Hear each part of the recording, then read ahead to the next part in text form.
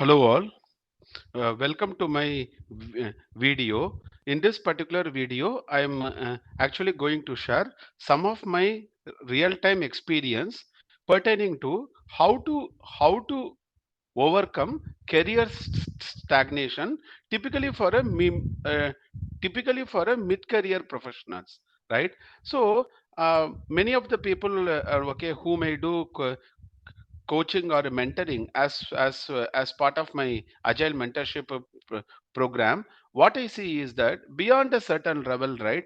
Let's say that you have actually completed 15 years of experience, 18 years of experience, or rather somewhere close to 20 years of experience. People tend to have a no a stagnation in their particular career trajectory, a kind of a false ceiling, right?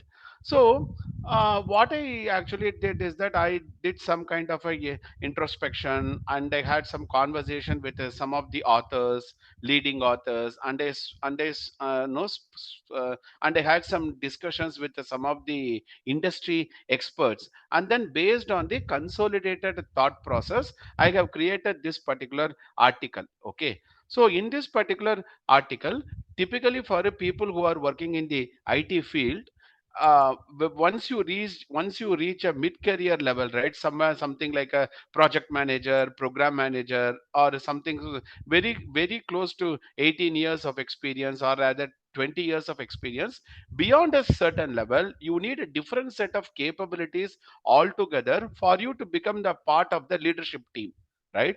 So what I thought is that, okay, so why don't I write a LinkedIn article saying what could be the potential challenges and what could be the solutions to overcome that particular challenges? Okay, so I have drafted this particular LinkedIn article somewhere close to 10 points. Let me actually walk you through this particular article, and then based on your perspective and based on your context, right, you may need to customize it.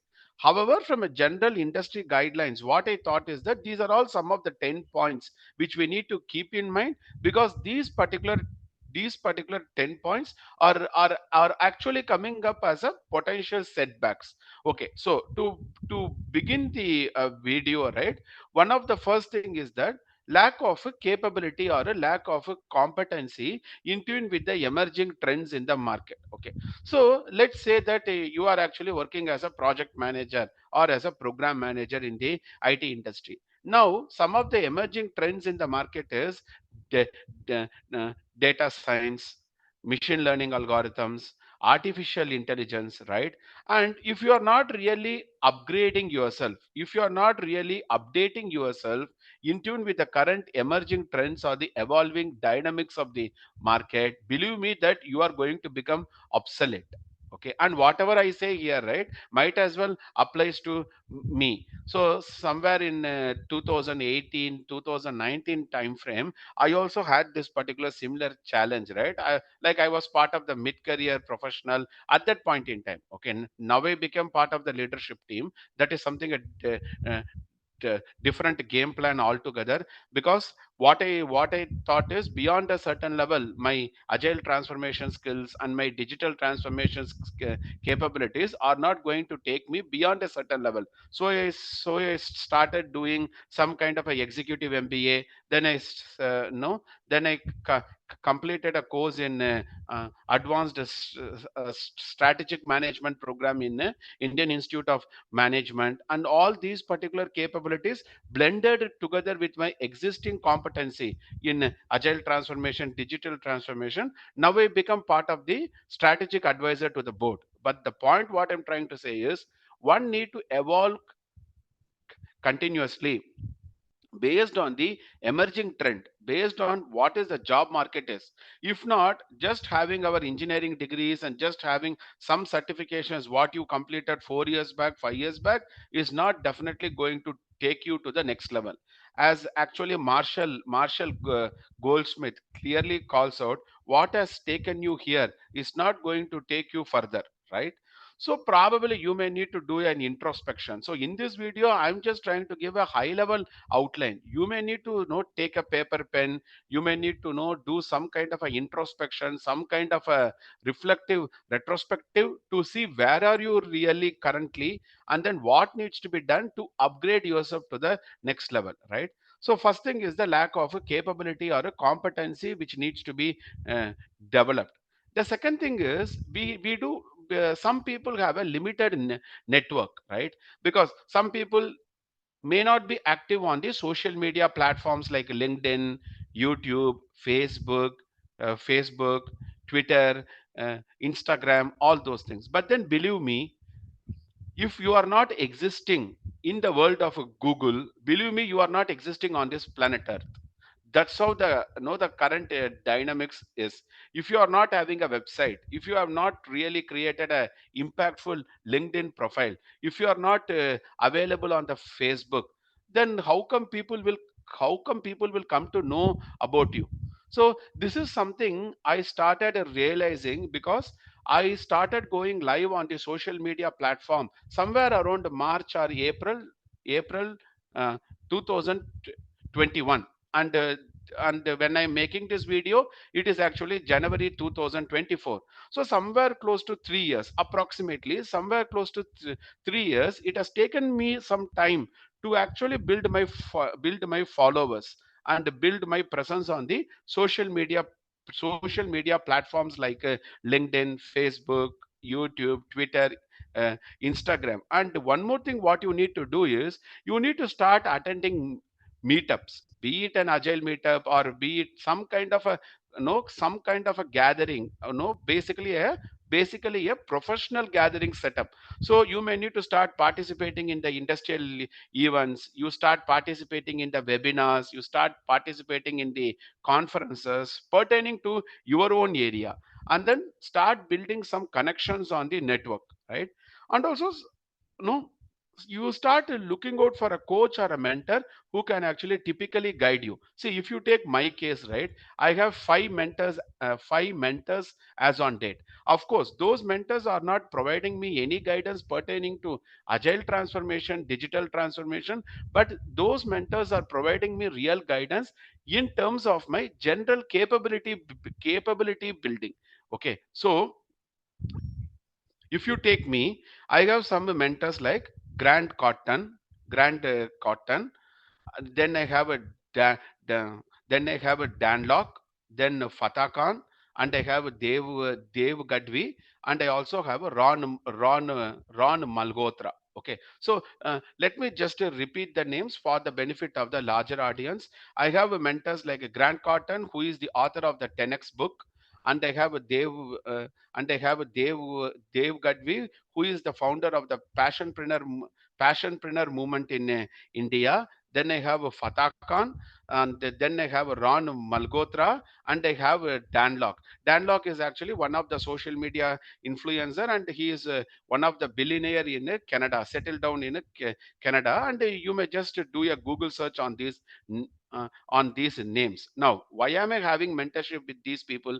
Because these people have seen the greater part of life. These people have seen the no because no if you take me, I actually come from a very humble family, right? And my parents are not educated. Both my father and mother is not educated, and so I was not actually able to have someone from my family who can guide me, coach me, or mentor me. But at the same time, I don't wanted that to become a bottleneck on my career, on my career to actually unlock my fullest potential. So for that reason, I have signed up with some with some kind of a coaching program or some kind of a mentorship program with actually some of the top mentors of the world. So probably you may need to start attending the professional gathering, and then you may need to start building your presence, right? That is so predominantly that second and the third point do go hand in hand. Okay, see, now let me tell a practical let me actually let me actually tell a practical situation here. 3 to 4 years back, right? On okay 3 to 4 years back, when I was actually working as a enterprise agile coach at that time, And one day, one person pinged me on a LinkedIn. Okay, one person pinged me on a LinkedIn saying that that person is actually following me on a LinkedIn for the past 2 to 3 years, and he has read lot of my LinkedIn articles and post, and he has also seen my YouTube videos. So what that person's told is, it seems that they have an agile director or a agile practice head kind of a role in that particular organization, and he just wanted to have a word of discussion with me for some 30 minutes. And based on the discussion outcome, based on the discussion outcome, he was actually willing to roll out an offer letter. Okay, of course, basically I am not willing to take up that particular offer because the salary was not in tune with my expectation. But then that particular company was willing to give me an offer letter for a solid reason that they have started seeing my consistent presence on the social media platform, my consistent contributions to the agile community. So when your presence itself starts to echo your worthiness, probably you may not need to justify so much in an interview when the people already knows that you are already providing free value to people on the social media. So one of the reason that people in a mid-level career, typically a more of a functional manager role, is not able to scale up to leadership role because people have a limited network circle, because your net worth is actually determined by your network, right? So you may need to start building visibility on the social media platform. You may need to start writing blogs. You may need to start writing, making some kind of a YouTube video, or whatever you think that makes utmost relevance to your context within your constraints, and then start creating a personal brand for you, right? See, if today, if you go to Google and then type Balaji plus agile, and then if you click on images or if you click on videos, you could see all my videos, right? Okay, so what I'm trying to say is, I perfectly understand that I have a long way to go. But then the point is, I have started making the journey, right? So somewhere you may need to start making a similar journey so that you create your visibility, so that you expand your network circle. So these 3 points you may need to start to do if you are having a if you are feeling that okay, beyond a certain level, I have challenges to go to the leadership team. Okay, now then the very important thing, no, psychologically people have the resistance to change because we have the fear of change, and because we think that we are actually going to embark on an uncharted territory, or embark on an uncharted terrain, right? So sometimes people have the mentality not to come out of their comfort zone. Okay, so somewhere I was reading a blog or a magazine. It is clearly written, comfort zone kills more people than COVID-19. Okay, let me repeat it for the benefit of the larger audience. Comfort zone kills more people than COVID-19, because now we have a vaccine for COVID-19. Okay, be it a Covaxin or Covishield or whatever it is. But where is the vaccine we have for the mindset of mediocrity? So many people have the mindset of mediocrity, and then believe me, for you to attract wealth, for you to attract abundance into your life, you should start exhibiting the rich mindset. So generally, no, somewhere I was reading a blog or some kind of a personality development materials, books or materials, and I also having started having conversations on these lines with my own my own mentors. The fundamental difference between a people with a poor mindset versus a people with a rich mindset is, poor mindset people start asking for a discount, whereas a rich mindset person will start asking for more value. So you see a paradigm shift, right? This guy is asking for a discount, whereas this guy is saying, okay, for the cost which I'm going to invest, can I get more value? So fundamentally, before, if you really want it, for any person for that matter, right? Including myself, if I wanted to become a millionaire or a billionaire, first of all I need to start having the mindset of a millionaire. Whatever it is there in the mind, basically our life is a reflection of it, right? So from that perspective, we may need to start taking some kind of an incremental steps to come out of the fear of resistance to change, right? Okay, that is something you may need to keep in mind. The second thing, the fifth thing, right? Some people like lack the leadership qualities. Okay, what do you mean by leadership?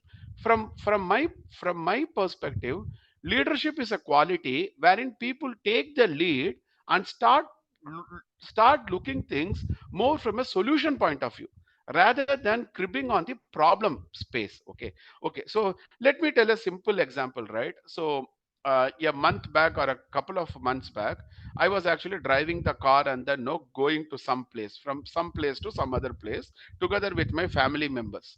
So what happened is there was a traffic jam, no jam kind of a thing, and it was a very narrow road, and you have no a big lorry on the other side of the road, and it has created a bottleneck, or it has created a traffic congestion. So I was actually sitting inside the car. I actually waited for 10 to 15 minutes. Nothing was going. People were all no were all cribbing. Hey, what country is this, man? What is this? People are giving horns. So keep on no giving the horn, and the people were again and again cribbing on the problem space. So after waiting for 10 to 15 minutes, what I decided is no one is going to come and help us. I just came out of the car. I i actually went to the dicky of the car and then opened it. I just took that parking light. You have a red color triangle kind of a thing, right? I just kept it on the road, and then I just knocked at the glass of no the know the door of the adjacent car, one car before and after, and then they requested that particular people to also help me out. So what I did is, no, together with me, combined with couple of people, we started getting onto the road to clear that, no, to clear away the traffic jam. So we went there, and then we actually directed that a lorry guy to wait for some time, and then we gave way for other two wheelers to go away, and then the space was more. And then once the lorry guy no turned and then no took the different route on the road, we had some space for other no jammed vehicles to keep going forward. So from my perspective, if you wanted to become the board of directors, if you wanted to become a CXO level of an organization, first of all, you need to have the trait or attribute or parameter or that particular dimension to be blossoming within you. You cannot suddenly exhibit a leadership quality in your professional life if you don't have that a leadership quality in your personal life. Okay, because be it a personal life or be it a professional life, you are you are fundamentally the same person, right? You cannot be black on one side and totally white on some other side. If someone is like that, most likely the person is creating a personality conflict, or that person is trying to fake something. Okay, so the point what I'm trying to say is, instead of keep on cribbing on the problem, instead of keep on thinking on what cannot be changed, is there a way to streamline the energy, focus the thoughts to actually having clarity on something which you can change? Okay, so from my perspective, leadership skill is not just the role or title or a designation. It is a combination of your emotional intelligence, your decision making capability, your communications, and your people managing capability, everything blended together harmoniously to achieve that particular objective within the constraints, right? See, if there is no constraints, any Jack and Jill can climb up the hill, right? But the if that but your true potential comes out when you have the ability to operate within the constraints. So from that perspective, I have included the fifth point as a leadership skills. Okay, now second thing is some kind of a strategic thinking. See, from my perspective, right, a plan is something different from a strategy, because a strategy is something which always have an element of agility, an element of a dynamic approach, because if the context changes accordingly, the strategy should also be changed. And what is more important is, on my on my day to day on my day to day basis, whatever I am trying to do, how is that it is getting aligned to the overall organizational objective?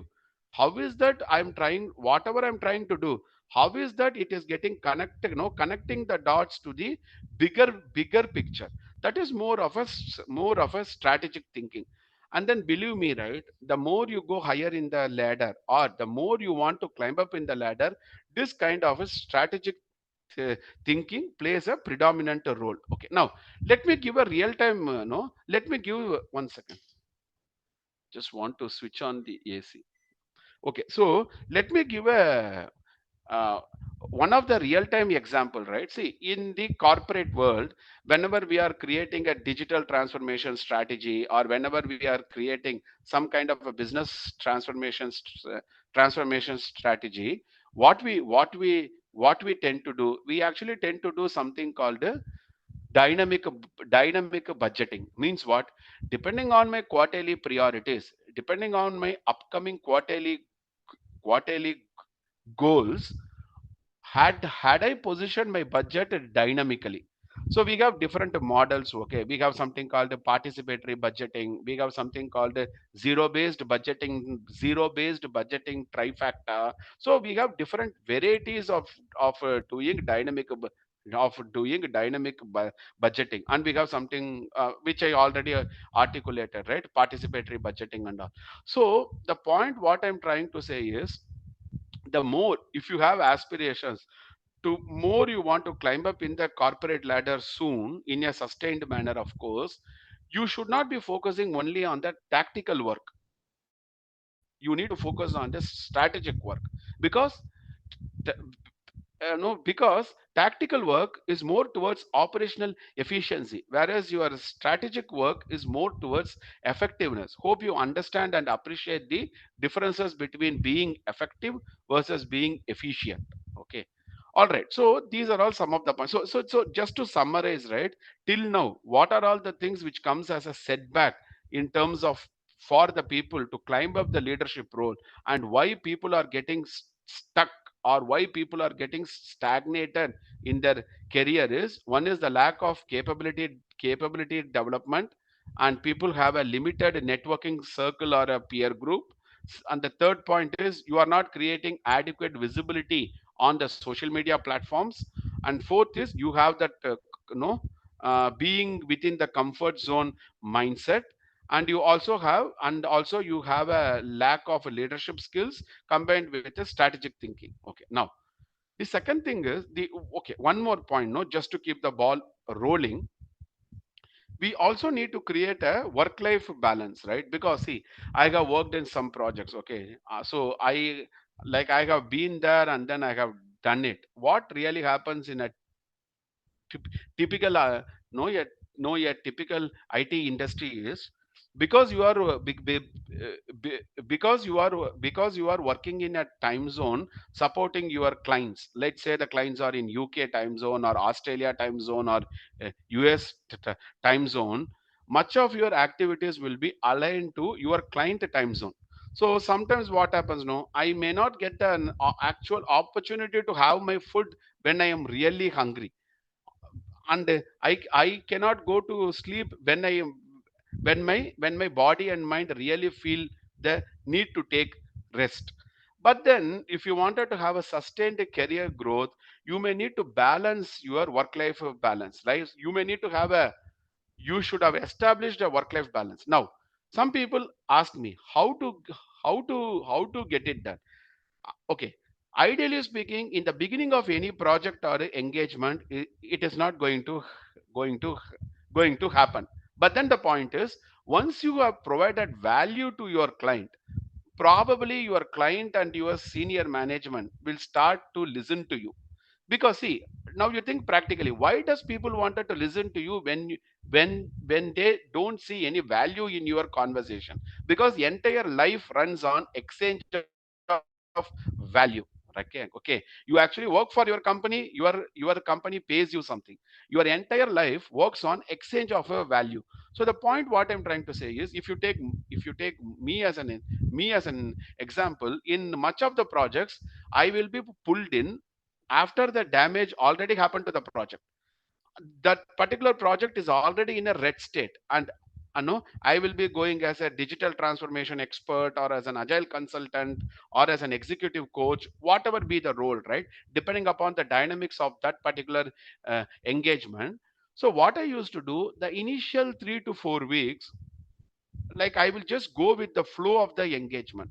I will support my client during odd hours, and I support the meetings which may happen at 10:30 p.m. IST, 11 p.m. IST. But all these things I will do only for the first 2 to 3 weeks, because within the 3 weeks I will be able to take a grip of the engagement. Then I will slowly turn the table. Okay, see, if you are a really experienced person, if you are a really capable person with lot of competency, you will not take more time to turn the table. Okay, that is a yardstick to measure your competency or your capability. If you are taking more time, like beyond a month to turn the table, then what is the difference between you and a person who has not having the experience, right? Higher the experience, shorter will be the turnaround time to turn the table. Okay, this is a point which we need to keep in mind. Then, so what I do for the initial 2 to 3 weeks, I will go with the flow of the engagement. But after 2 to 3 weeks, once I start showing my value, my presence in the meetings, slowly people will start listening to me. And after a month or 45 days, the flow of the engagement will be in such a manner, people will tell, hey, okay, if Balaji is not available for in this time zone, why don't we know, why don't we repurpose the, okay, why don't we set the meeting on some other time zone? But then believe me, changes are not going to happen overnight, practically speaking, from a pragmatic approach. But over a period of time, slowly people will start listening to you. See, if you take my case, when I started my YouTube channel, I had only somewhere close to 10 people, 15 people signing up, no, subscribing for my YouTube channel. Now if you take today, I have somewhere close to 2000 subscribers. Similarly, when I started my Agile Enthusiast WhatsApp group, I got only 12 to 15 people, and some people were passing comments on me saying, hey, what are you going to do with your Agile Enthusiast WhatsApp group just with 10 to 15 people? Today, if you take my Agile Enthusiast WhatsApp group has a 800 30 people. So any kind of a real time challenge, any kind of a real time no a kind of a challenging situation, no, people try to put it in that Agile Enthusiast WhatsApp group, and then multiple people come together to provide their perspectives or solutions. Of course, you may need to wait for some time. You cannot expect everyone to really help you immediately, right? Because people will be held up in their own priorities for the day. But the point what I'm trying to say is, none of us is as smart as all of us, right? So the moment you start generating perspective with so many people, and then you combine your own expertise and the capabilities, that is a very solid positioning of your answer. So if you are an experienced person, if you are a person, if you are a smart person, right, you will have that knack of maneuvering the situation within the constraints, and then the ability to turn the table even in an uncharted terrain. If you are looking for each and everything a precedence, then believe me, most likely you are not going to come up to the leadership level, because leadership level demands certain capabilities wherein you have the ability to contribute even in the absence of a precedence. If you wanted a template for each and everything, then most likely 99.9 percentage it is very difficult to become a part of the CXO group. So so see, the point is like this: you need not agree to all my say, but then at least give it a thought, and whatever makes utmost relevance to you, please go ahead with that. Okay, now the eighth point what I thought is failure to seek feedback. Okay, so seeking feedback is a very important thing, and we have something like a feedback versus a feed forward system also. You may just try to Google on it, and then try to read it. So okay, so one of the thing what I used to do is, at the end of e- every day, right, I just sit in silence for some for some 10 to 15 minutes, and then take my diary and pen, and then I try to run through the entire day. So sometimes if you have challenges to run through your day from morning to night, you can just do it in the reverse order, from the night, late evening to morning. What are all the activities you have done, and where does your total time is been invested, right? Probably you worked for your office for 7 to 8 hours, and probably your travel took a couple of hours.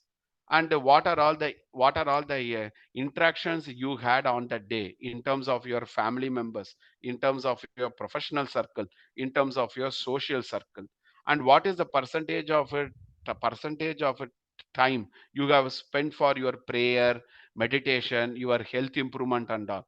And then, no, take a paper pen, just go through the entire day, and then, no, sit in silence and then reflect on how the day went, and what could be the potential areas of improvement.